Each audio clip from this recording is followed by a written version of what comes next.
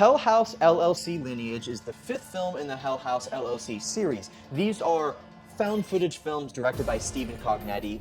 It has a very complicated lore strung throughout it, but it started with this film about some people who try to put on a scare house like Halloween Horror Nights, and then the house actually turns out to be haunted and all of them end up dying. It's a really frightening and genuinely solid movie with two sequels that are very, very bad. The second one is awful, the third one is extra awful, and the fourth one, which came out just a couple years ago, is surprisingly really good.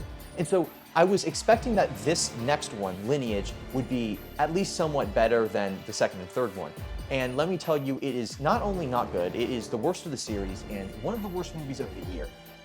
So remember that third film that I told you guys about? This is one that nobody has seen. It has like 12,000 logs on Letterboxd, which is effectively nothing, and nobody liked it.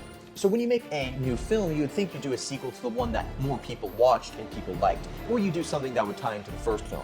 But we take the protagonist of the third film, I don't even remember her name, and she is not only a terrible character and a horrible actor, but just a very confusing lead with absolutely nothing going for her.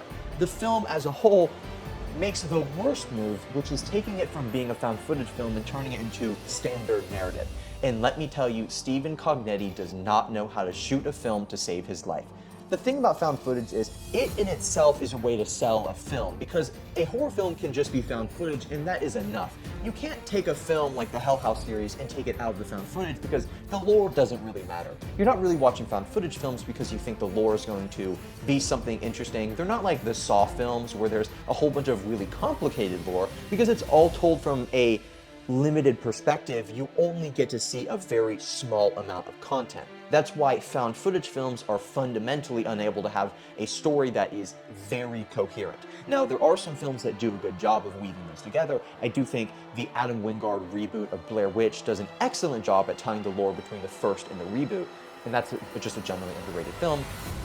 But this series has never been strong on its story, and here it makes no sense because the entire thing spews all these references at you in a way that is so frustrating and stupid, where my brother, who's watching the film with me, who hasn't seen any of them, kept asking me, oh, what's this? What's that? And me, as a guy who's seen every movie, some of them even multiple times, I was just like, I don't know. I have no fucking idea what they're talking about here. It doesn't make any sense to even a guy who is one of the more seasoned viewers.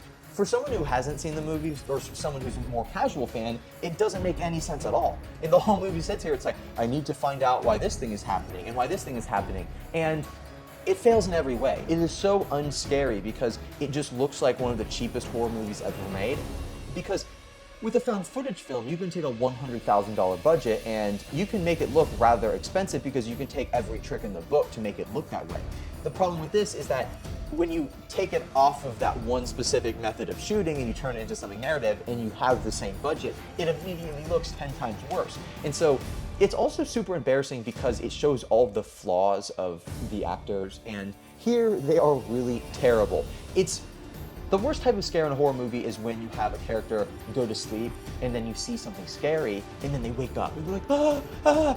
Or when you have a character see something and nobody else can see it.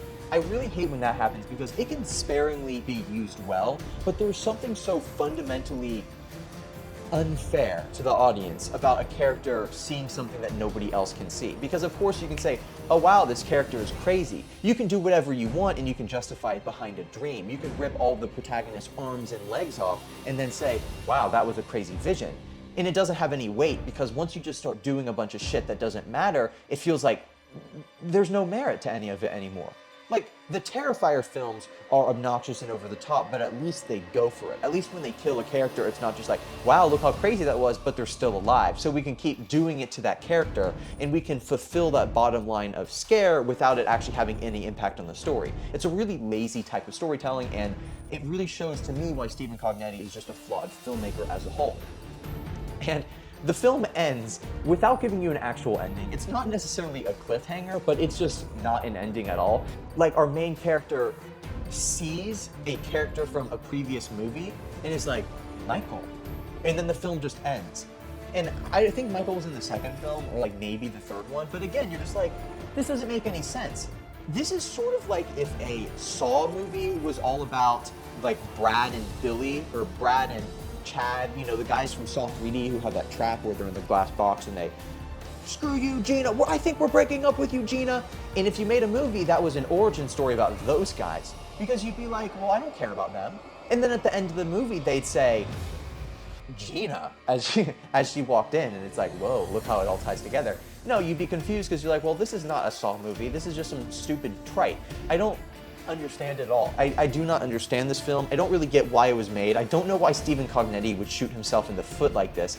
It's one of the most baffling films ever made, honestly, and a really embarrassing attempt at horror. I'd give it a 1 out of 10. I wrote about this for Rotten Tomatoes, so you can check out my review of Fandom Wire if you want this in more written form. Tell me what you thought about this movie if for some reason you watched it. I doubt you did. Thank you. Have a nice day.